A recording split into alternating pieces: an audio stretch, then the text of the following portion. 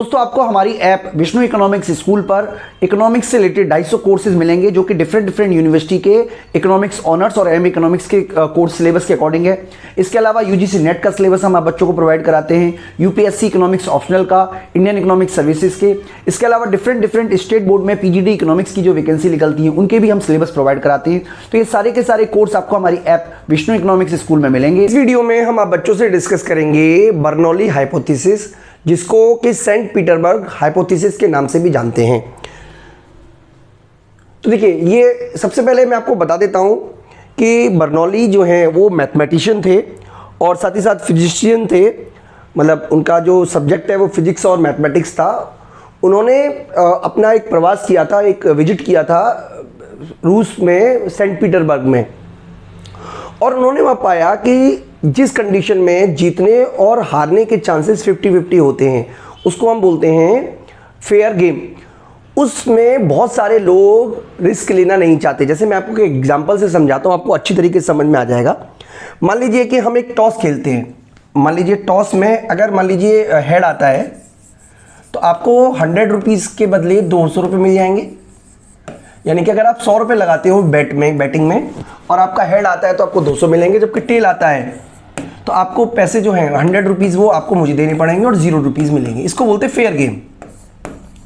Fair game यानी कि यहां पे विनिंग की प्रोबेबिलिटी कितनी है? विनिंग की प्रोबेबिलिटी 50% है और लूजिंग की प्रोबेबिलिटी 50% है।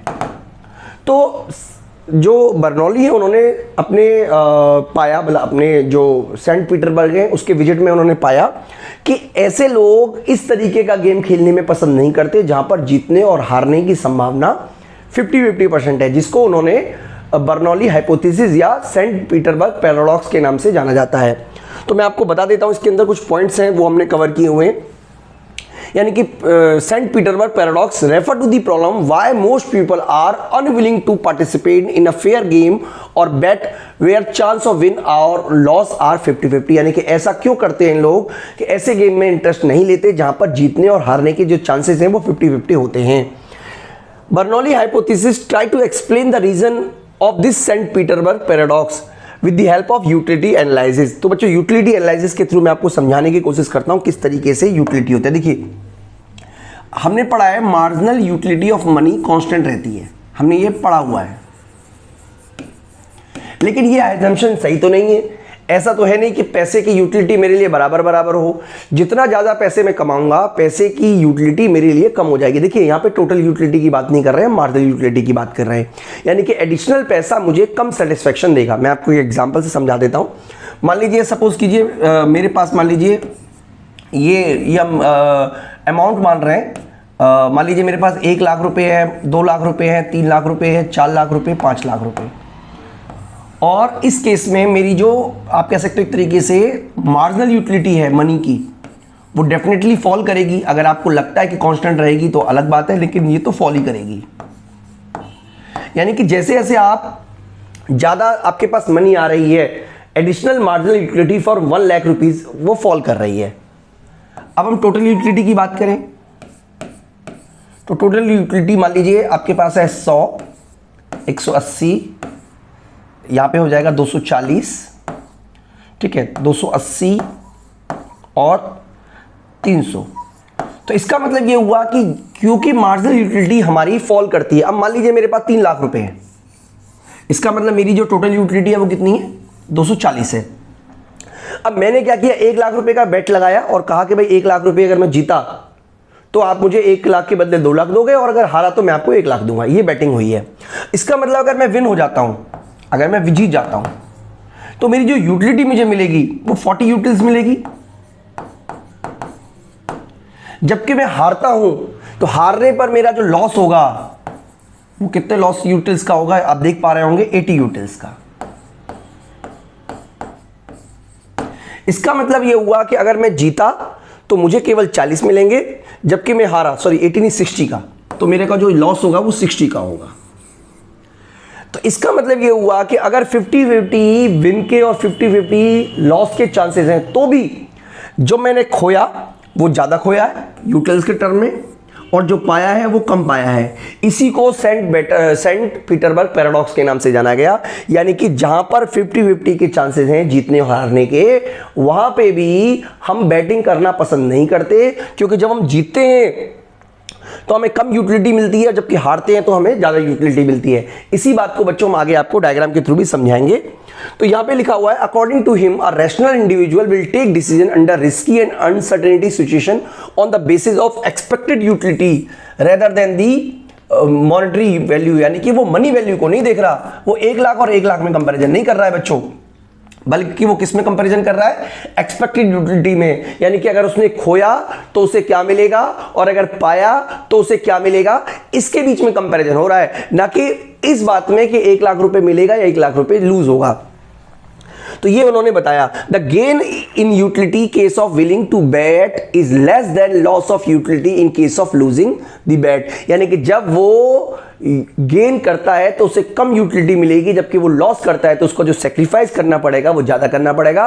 इसी को बोलते हैं बर्नौली हाइपोथेसिस या सेंट पीटरबर्ग पैराडॉक्स। सिंपल शब्दों में कहें तो जहां पर जीतने और हारने की संभावना है, अधिकांश लोग ऐसी बैट गेम नहीं खेलते, क्योंकि अगर वो जीतते हैं तो उनको मार्जिनल यूटिलिटी, क्योंकि अगर अब अमाउंट में देखोगे तो अमाउंट में तो वैल्यू सेम आ रही है, 1 लाख रुपए 1 लाख रुपए, लेकिन जब उसे मार्जिनल यूटिलिटी में आप कन्वर्ट करोगे तो आप पाओगे कि जो लॉस होगा वो ज्यादा यूटिलिटी का होगा और जो गेन होगा वो कम यूटिलिटी का होगा। इसी बात को डायग्राम से हम समझाएं उससे पहले बच्चों आपको कुछ एजम्पशन दे देते हैं। सबसे पहले एजम्पशन है कार्डिनल यूटिलिटी मेजरेबल यूटिलिटी, यानी कि जो यूटिलिटी है उसको नंबर में मेजर कर सकते हैं। सबसे पहले एजम्पशन हमने ये मानी है। अगला माना है कि most individual are risk averse. देखिए 3 तरीके के लोग होते हैं, एक रिस्क एडवर्स होता है, एक रिस्क लवर होता है, एक रिस्क न्यूट्रल होता है। तीनों के बारे में हम आगे वीडियो में डिस्कस करेंगे।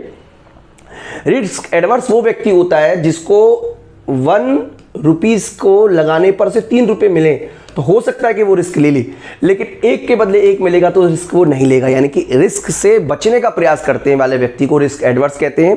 जैसे हम इंश्योरेंस करा रहे हैं, इंश्योरेंस कराने के लिए हमें कुछ पैसा देना पड़ रहा है ताकि हम बड़े रिस्क से बच सके, तो ये जो है इस तरीके के लोग रिस्क एडवर्स होते हैं। और इसके अलावा कंज्यूमर रैशनल है। रैशनल कंज्यूमर का क्या मतलब है, कंज्यूमर के पास बुद्धि है, विवेक है, नॉलेज है, वो अपनी यूटिलिटी को मेजर कर सकता है, उसको पता है कि कहां से यूटिलिटी मिलेगी कहां से यूटिलिटी नहीं मिलेगी। बिल्कुल सिंपल तरीके से हम कहें तो कंज्यूमर के पास पूरी तरीके से नॉलेज है।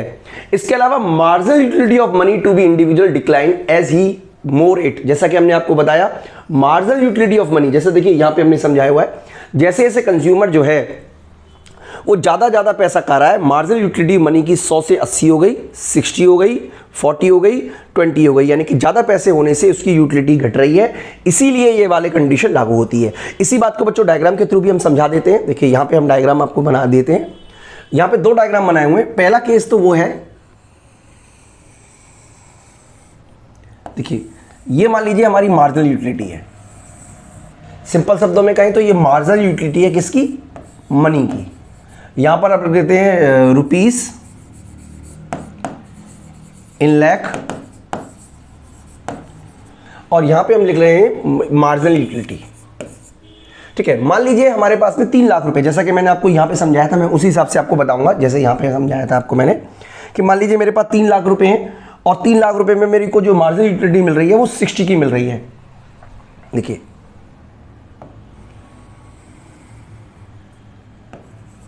60 की, ठीक है। अगर मान लीजिए मेरे पास 2 लाख रुपए हो जाते हैं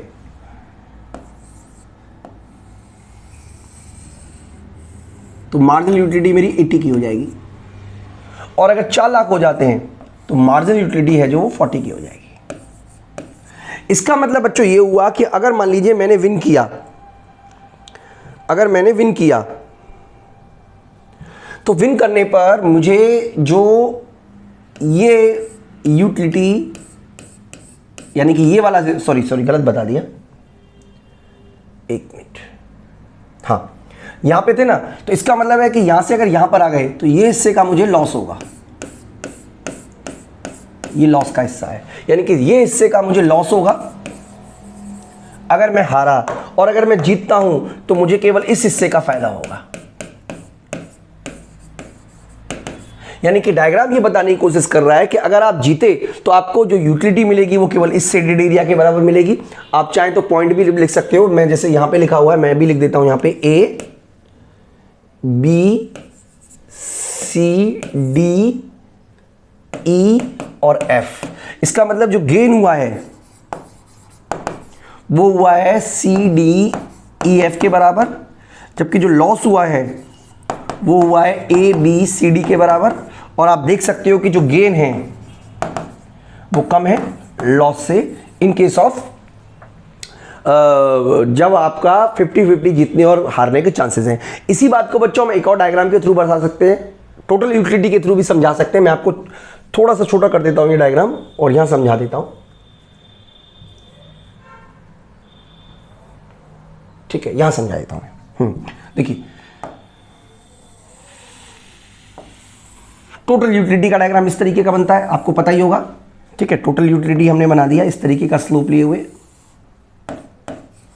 अब मान लीजिए कि आप कितना यूनिट यूज कर रहे हो, 3 यूनिट, तो आपकी टोटल यूटिलिटी कितनी है, हमने आपको ऑलरेडी बताया था 100 + 80 + 60 यानी कि 240। अगर आप 2 यूनिट यूज करते हो तो आपको केवल और केवल कितना मिलेगा, 180। यानी कि ये हिस्सा जो है ये आपका लॉस हो जाएगा एक तरीके से अगर आप हारते हो। और अगर आप जीत भी जाते हो तो आपका जो गेन होगा वो काफी कम होगा, जो कि 280 के बराबर होगा। इसका मतलब यहां पे आपका जो गेन हुआ वो ये वाला गेन हुआ है अगर आप जीतते हो तो, जबकि लॉस आपको काफी भारी पड़ेगा, ये सारा का सारा हिस्सा लॉस में है।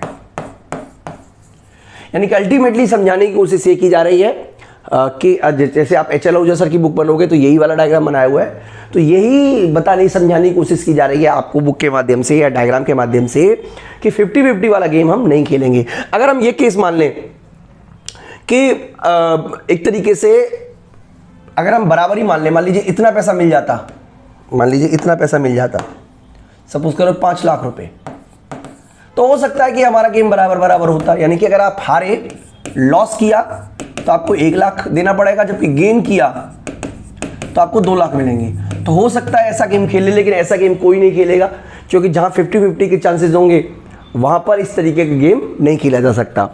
अगर हम इसी तरीके से मान लें कि अगर यूटिलिटी बहुत तेजी से फॉल करती है, जैसे कि यहां पे हम करके दिखा देते हैं, देखिए ये मान लीजिए ये यूटिलिटी बहुत तेजी से फॉल कर रही है, जैसे ये डायग्राम में दिखाया हुआ है। अब 2 बार डायग्राम बताने की क्या जरूरत है वो मुझे समझ में नहीं आया, लेकिन अगर ये बता रखा है कि तेजी से ड्रॉ कर रही है तो भी रूल वही बात होगी। इसका मतलब ये हुआ कि चाहे हमें 3 लाख के बदले यहां पे 2 लाख मिले या यहां पे 5 लाख भी मिल जाए तो भी हमारा नुकसान जो है वो ज्यादा हो रहा है। इसका मतलब ये हुआ कि ये बताने की कोशिश कर रहा है कि अगर आपको ज्यादा पैसे मिलेंगे तो भी आपका जो गेन होगा वो कम होगा और लॉस जो होगा वो ज़्यादा होगा। तो अल्टीमेटली कोई भी समझदार व्यक्ति, कम से कम मैं तो इस तरीके का रिस्क नहीं लेना चाहूँगा बच्चों। तो ये पूरा का पूरा सेंट पीटर्सबर्ग पैराडॉक्स है, जिसमें हमने बताया कि अगर रिस्क होता है तो व्यक्ति का जो व्यवहार होता है वो किस तरीके से वो करता है। मैं उम्मीद करता हूँ कि आपको अच्छी तरीके से कंसेप्ट समझ में आया होगा। इस वीडियो में इतना ही, थैंक यू।